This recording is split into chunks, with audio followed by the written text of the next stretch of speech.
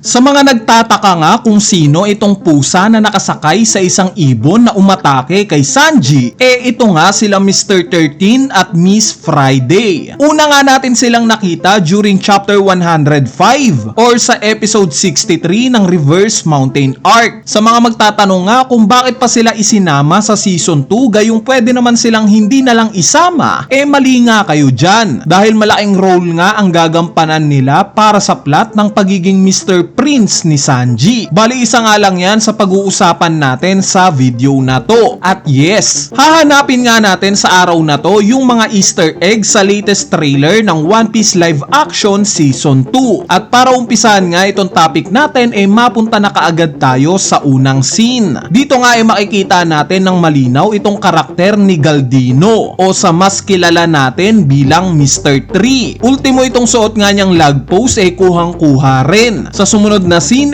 ito na nga yung nakita natin sa unang teaser ng season 2. Itong pagre-reveal sa karakter nila Miss Wednesday at Miss All Sunday. Ang unang ang mapapansin nyo sa scene na to syempre itong dalawang statwa sa tabi ng pinto. Sa kaliwa nga yung statwa ni Sengoku. Obvious naman ito dahil sa ibon sa ulo neto. Yung nasa kanan naman yung statwa ni Kong, yung current world government in chief ng Marines. Later on nga nagkaroon tayo ng 4 na panel kung saan ni-reveal yung iba pang miyembro ng Baroque Works, which is si Miss Wednesday, si Miss Golden Week, si Mr. 3 at si Mr. 5. Sa sumunod na scene nakita nga natin itong napakagandang aerial shot ng Drum Castle. Kung matatandaan nyo dito nga sa lugar na to nangyari yung famous scene ni Luffy sa Drum Island Arc. Itong pagbubuhat niya sa sugatang si Sanji at sa may sakit na si Nami, kung saan nagresulta nga ito sa grabing injury ni Luffy. So nakatayo nga itong Drum Castle sa isa sa mga Drum Rockies. Sa sumunod na scene nakita naman natin itong sila Zoro at Usopp. Base nga sa mga kasuotan nila na nakapang winter obviously na nasa Drum Island sila sa moment na to. Ang ebidensya nga natin dyan yung suot rin nila mismo sa mismong anime, which is similar sa scene na to. Sa mga hindi nakakaalam itong suot ngang coat ni Zoro kinuha lang niya sa isa sa mga soldiers ni Wapol. Base nga yan sa chapter 139. Next ipinakita nga gumamit ng 12 floor na atake itong si Miss All Sunday o si Robin, kung saan nakita nga nating nagkaroon ng mga kamay itong mga Marines at inatake nila ang mga sarili nila. So fun fact lang itong 12 floor nga in English 12 flower. Una nga itong ginamit ni Robin during episode 363 ng Thriller Bark Arc, kung saan ito yung ginawa niyang pangpigil sa zombing si Jiguro. Anyway, sa sumunod na scene ito na nga yung pagdating ng Straw Hat Pirates sa isla ng Little Garden. In-emphasize nga dito yung karakter ni Marian o ni Miss Golden Week. Sa mga nakalimutan na guys wala ngang devil fruit itong si Miss Golden Week. Yung kakayanan nga niya base lang sa artistic skills niya o sa hawak niyang paint. Bali hindi ko na nga kayo i-spoil pa patungkol dito. Pagtapos nga nito may nakita tayong isang pagsabog. Mapapansin nyo nga itong mga naka-pink sa background. I assume na itong mga karakter na to yung mga doktor na nakita natin sa chapter 136. Sa bintana naman mapapansin natin itong portrait ni King Wapol. Siya nga yan base sa design neto. Next nakita natin itong full outfit ni Luffy na nakapang winter. Ito nga yung exactly na sinuot niya during Drum Island Arc. Base nga sa punit na manggas netong si Luffy, I assume na ito na yung mga latter part o nalalapit na pagtatapos ng Drum Island Arc sa moment na to. Dahil alam naman natin na kusang tinanggal ni Luffy itong manggas niya base sa anime para ipantali sa pirate flag ni Dr. Harry Luke. Masasabi ko ngang isa itong scene na to sa pinaka-powerful moment sa arc na to. Dahil dito nga inexplain ni Luffy ang kahalagahan ng isang pirate flag na itong Jolly Roger daw simbolo ng fate para sa mga pirata. Speaking of outfit sa Drum Island ipinakita nga rin yung outfit ni Sanji dito.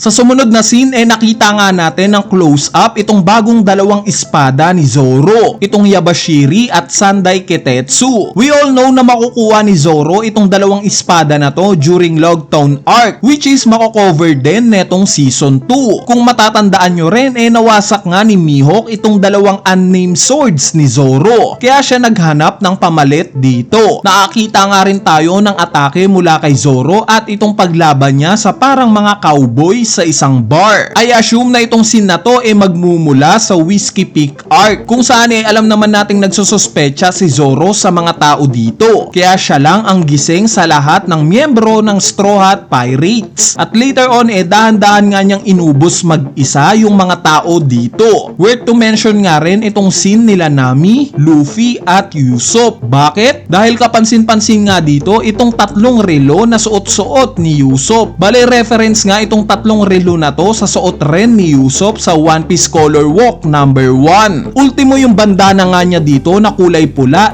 similar din. Sa next scene ito na nga yung pagpasok nila Luffy sa Grand Line. Specifically yung pagdaan nila sa Reverse Mountain. Sa next scene ito na nga yung tinalakay natin sa pag-uumpisa ng video na to. Itong sila Mr. 13 at Miss Friday. Kapansin-pansin nga rin sa moment na to itong bahay na tatakbuhan ni Sanji. Base nga sa manga at anime isa nga itong wax house. Yes guys, ginawa nga ito ni Mr. 3 bilang kuta ng Baroque works sa Little Garden. Sa sumunod na scene naman ni-reveal na itong karakter ni Miss Valentine. Ipinakita ngang buwabagsak siya mula sa itaas dahil sa devil fruit powers neto na Kilo Fruit. Next na ni-reveal itong si Mr. 9 na sinubukang kalabanin itong si Zoro. At dito na nga ipinakita itong si Mr. 5, ang may pinakamaangas na devil fruit sa buong Baroque works. Actually bahagya nga niya itong ipinakita. Hinagisan niya ng kulangot itong isang maliit na sasakyan at sumabog. Kasunod nga neto yung pagpapakita ng pagsayaw netong si Vivi. So baka akala nyo na randomly lang itong ginawa ni Vivi sa live action ha. Reference nga ito sa chapter 109 kung saan sinubukang i-hypnotize ni Vivi itong si Zoro. Anyway, bukod pa nga sa kanila ni-reveal na rin itong si Mr. 8 o sa mas kilala natin bilang si Igaram. Shinowcase nga niya dito yung mga barel sa buhok niya. Abangan nyo nga yung karakter niya dahil malaki ang gagampanan niya ngayong season 2 at season 3 sa plot ng Alabasta Saga. At dito ipinakita na nga yung pagwasak ng platform sa Logtown. Isa nga ito sa excited na akong makita ngayong season 2 dahil we all know kung sino ang may kagagawan neto. At finally, ang huling scene nga ng latest trailer ng paparating na One Piece live action season 2. Itong ipinakitang pag-atake ni Zoro gamit itong tatlong espada niyang nag-aapoy. Yung reference nga dito yung nangyari sa episode 76. Nung time na inimprison ni Mr. 3 itong sila Vivi, Nami at Zoro sa giant candle set niya. Sa mga oras nga na to, ang buong akala ni Zoro katapusan niya na. Kaya nga pumosing na siya para naman maangas daw kung sakali mang magiging statwa na talaga siya. Pero later on nga nakagawa ng paraan itong si Luffy para matunaw itong kandila kila Zoro, which is ito ring apoy galing kay Mr. 3. At dito na nga natin nasaksihan yung paghihigante ni Zoro. Kahit nga nag-aapoy pa yung buong katawan niya at espada, inatake pa rin nga niya ng Flaming Oni itong si Mr. 5 na nagresulta sa pagkatalo neto. Anyway, ayan na nga yung mga Easter eggs na hindi nyo gaanong napansin sa latest trailer na itong paparating na One Piece live action season 2. Ipapaalala ko lang na sa March 10 na nga ito ipapalabas. Kaya naman stay tuned lang sa channel natin para sa mga future updates pa netong live action. So yun lang, peace!